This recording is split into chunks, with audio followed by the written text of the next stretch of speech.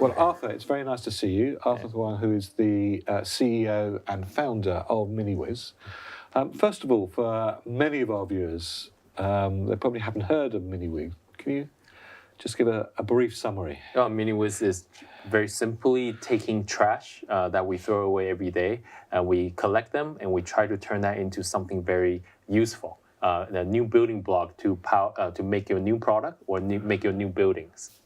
So in that sort of, I don't know how you'd classify yourself, in that environmental space, how are you doing things in a very different way to harness what is thrown out and to convert it into something that is unbelievably useful and valuable?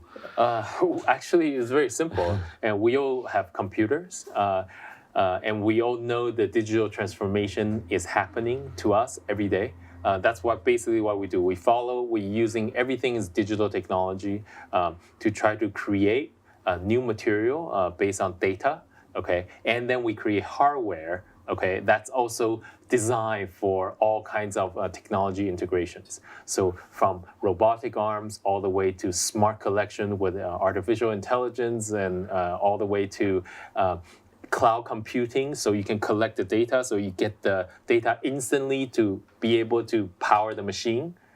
Just imagine you have a printer, but you need to know the material data of where this trash is coming from to be able to know what processing temperature, what pressure you need to create this new products. So we are what we call the new generation of digital technology enable upcycler, let's say. And give us some examples of the manifestation of things that people throw away to things that then can be made, used with it. Okay, so for example, what I'm wearing now. Yeah. Okay. Looks very good. Yeah. So this is 100% made from recycled polyester, which is coming already 100% from plastic bottle. Okay. So we basically want to turn these 20-minute use packaging material into something that's much more of a durable goods. So the most advanced durable goods that we have is building architecture, right? Because the building lasts at least 29 years according to the real estate finance. Okay, so we're constantly trying to take material and try to upgrade it into some material that can last for a long time. And your part in that process is what? Our part in that process is a whole supply chain. Sometimes we have to do from the very beginning to collect the material from a hotel, for example. And we collect the material from the hotel, we turn that into yarns. Okay, from that yarns, we turn that into fabric. From that fabric, we turn that into upholsteries for sofa, and already into a tensile architecture fabric for buildings. And which companies, organizations are embracing your model, the data that surrounds it, the analysis, and the final products? No, actually, we do have quite a few people we work with, partner with. For example, like Nike. We work on a lot of recycled material from Nike's waste stream. And from that waste stream, we turn that into a new generation of Nike product, like shoes, packaging materials, all the way to their retail stores. Now, when companies think about the byproducts of their manufacturing process, from your experience now, what do they start to think about in order to make the waste into something that is usable? What are the ways that we can do that? Yep. Or there's plenty of ways. Especially, we are talking about industrial waste, yes. Right? Post-production waste. Post-production waste is by far the easiest, lowest hanging fruit. Okay, that because the material are already clean, uncontaminated, and they're all already sorted and located in the manufacturing spots. So you can easily take that material, you can actually downgrade it, that's the easiest. Okay, but what we're trying to do is to upgrade it. Now with portable machineries, we park at the site of where the material is being produced, and we can transform that into something that we can use for let's say, buildings or certain components of a product. I mean, that sort of sounds rather magical. I mean, it sounds magical, but the most difficult part about trying to have a magic show, let's say, is actually the process, right? Because the intricacy of a process is the most difficult part. And of course, people is like, oh, why don't you just outsource? Why don't you do this? The problem is if someone is not fully embedded in the supply chain, the whole chain of productions or whole chain of recycling, you're unable to actually make the final change. Okay. So what advice would you give to a company who's suddenly realizing they've got a lot of waste and there's a better way of treating that waste than throwing it away? What's the advice you'd give them into how they can start to work with companies like yourself? No, first of all, they need to start their own team. Okay, I think they need to start their own team that is cross-border, cross-silo. That's from the very beginning. That's the first thing. You have to have a cross-silo team, a young special forces, basically, willing to, do or die. Yeah. Okay, because a lot of people are worried about the mistake. So you got to give this special forces chance to make mistake. Because the fact that you're making mistake, you're learning from that mistake, and then right away it's okay for you to not lose budget or lose credibility because this is new. Okay, and I think that will empower them tremendously. So that's the first thing. Another thing, if I run a multinationals, the first thing I would say is you have to control your supply chain. But how do you control your supply chain if you outsource everything, right? Controlling your supply chain normally require you buying back your supply chain. Because for a long time in this international trade, we've been outsourcing.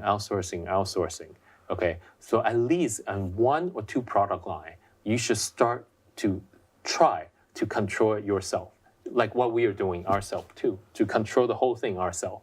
And right away, the result is very apparent because the saving is very apparent and the waste is right away exposed. And then you have to figure out what to do with that. And that's very clear. I think it was the chairman or CEO of Patagonia who said that the more good that he does for the environment, actually within the context of changing things within his business, the faster and more profitable his business becomes. Have you found the same to be true, that actually people are concentrating on doing good in the environment actually is good business as well as good for the planet? No, I have to say that Patagonia is a very special case.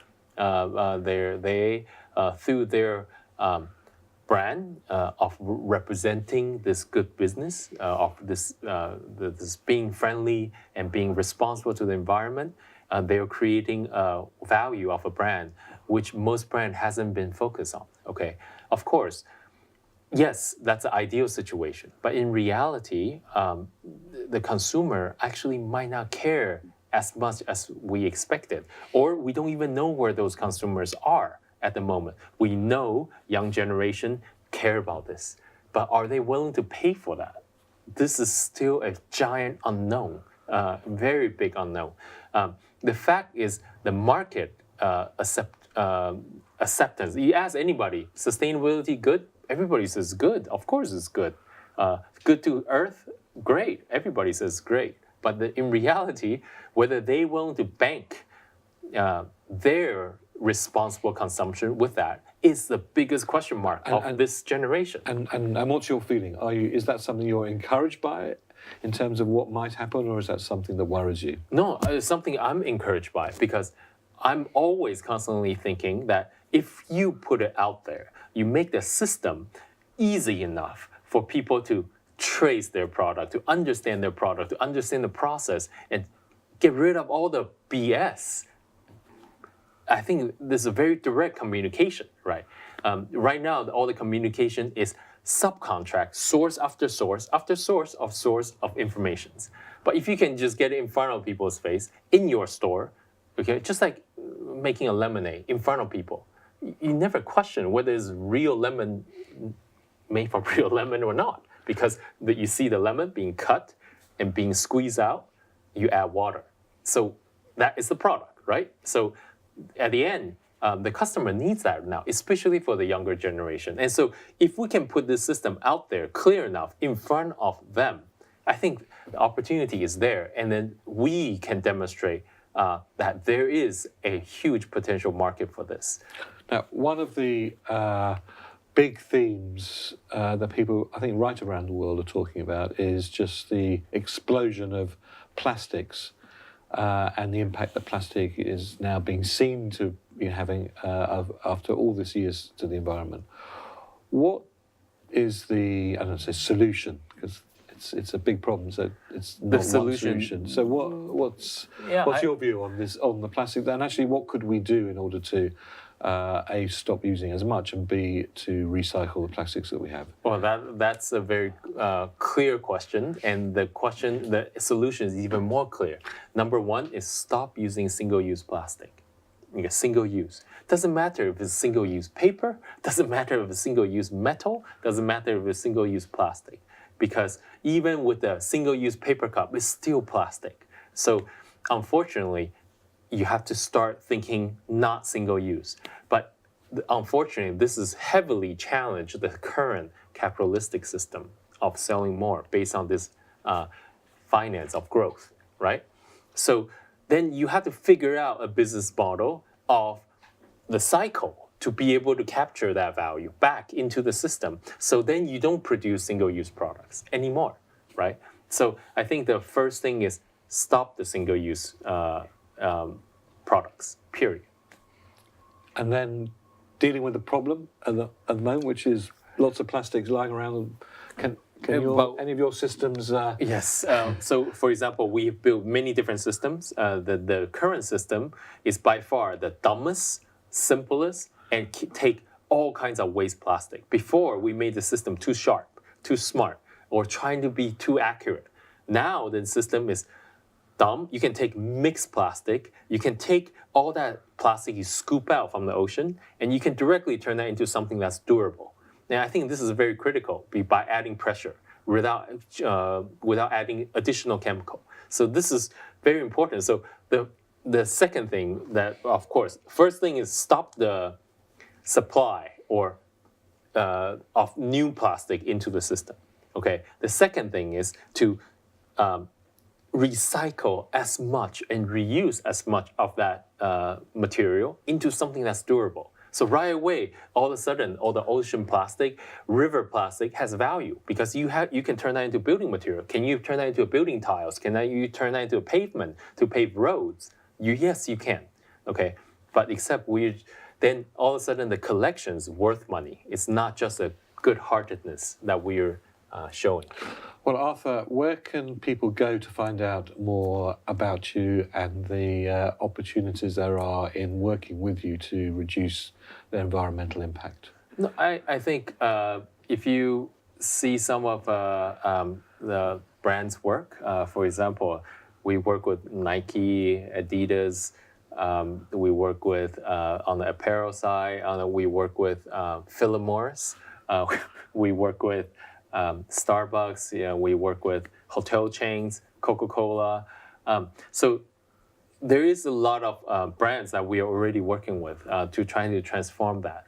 On top of that, if you go to our website and on top of many of these topics, you'll see, I would say, a shadow of some of our work in there. And if you actually research a little, a lot of those initiatives many are Miniwiz link. Okay, and so there's another company that you can also research that's also doing a lot in this space. It's called TerraCycle. So I would say TerraCycle is more on the west side, and then Miniwiz is more on the east. We do a lot of this in East Asia. Well, Arthur, thank you very much indeed for joining us. I advise everybody to look at your website. There are some exceptionally interesting videos also on YouTube where you can see the machinery appear at site, how it's used, and the materials and finished products that it creates out of things that are discarded. It's unbelievably important, the work that you do, and thank you very much indeed for joining us. Thank you, David. Thank you.